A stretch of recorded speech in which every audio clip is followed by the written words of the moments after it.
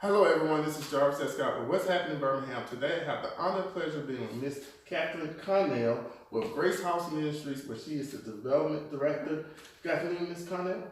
Thank you for being here. I'm excited to talk more about Grace House. All right, thank you for taking time out your day, this busy holiday season, which is one of the reasons why we're actually sitting down talking today, because they're doing an upcoming event at the Riverchase Galleria now until December 24th, which is Grace House Gift Wrap 2018. Can you tell us more about it? So Gift Wrap started probably more than 20 years ago. It is Grace House's longest standing fundraiser. So we operate 2 gift wrap booths inside the mall where we have teams of volunteers, all of the supplies, and we wrap gifts for $4 a present. And through those efforts, we raised about $30,000 towards supporting our work here at Grace House. Okay. So on a normal day, how many people come to the booths? Oh my gosh, so during this last week, we'll probably wrap anywhere from 250 to 400 gifts a day. Oh my goodness. Yeah, it's a lot. And just out of curiosity, how many people do you have working the booths at a time? So it's usually a minimum of like 3 people. We recommend 3 to 6 adults. Yeah. Okay. To be able to handle it.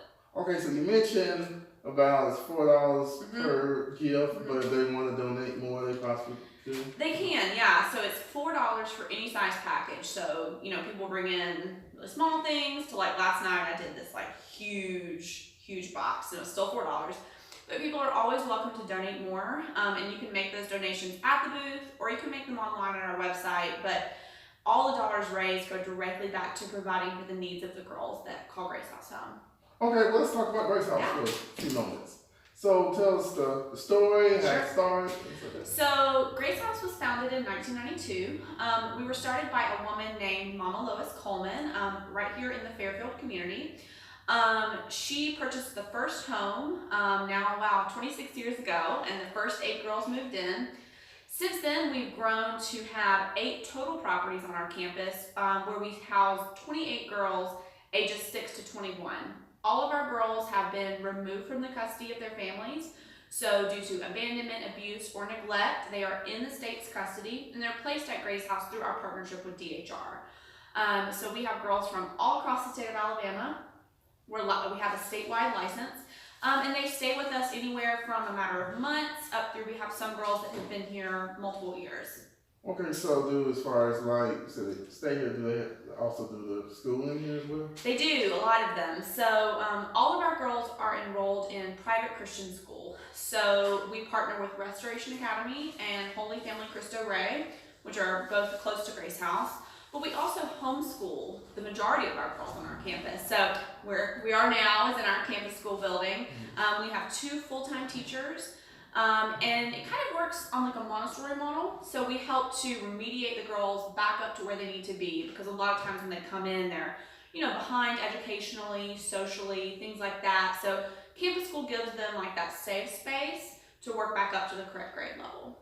Okay, when you go back to your founder, one of the purposes she give them more information why she started. Yeah, so Mama Lois is a truly inspirational person. Okay. She started Grace House at 69 years old. Okay. So we say that's proof that it's never too late to do what the Lord is calling you to do. She just celebrated her 95th birthday this past October. But she originally started actually just taking children into her own home. She always has maintained her own residence in the West End neighborhood. And she just saw girls that weren't having their physical needs, educational needs, emotional, spiritual needs, they weren't being met. But she soon realized that the Lord had placed it on her to do more, to grow beyond the capacity of just her home. So she had always had a vision of Grace House being a village of homes for girls and serving as a beacon of light to the entire Fairfield community, and even working to go beyond what we do just for our girls here, but to provide hope for everyone in Fairfield. Okay. I know you mentioned earlier about finding need for this. How many, not trying to quiz you, but how many number of children these age go about finding, or how many are left in the foster home system? So there are roughly 2,500 Alabama girls in foster care every year. And while we see 28 at one time, we generally see closer to 65 to 70 a year total. due to that revolving door nature, kind of their placements and their discharges as they move through the court system. So, I mean, there's a great need for a refuge like Grace House, because we believe that the girls we're serving are, you know, the future leaders of our community, and the impact we have on them can not just change their life, but can change future families and future communities. Okay. So, and I got to do a disclaimer. I actually came to an event last year working with someone, and this is a great charity, great nonprofit.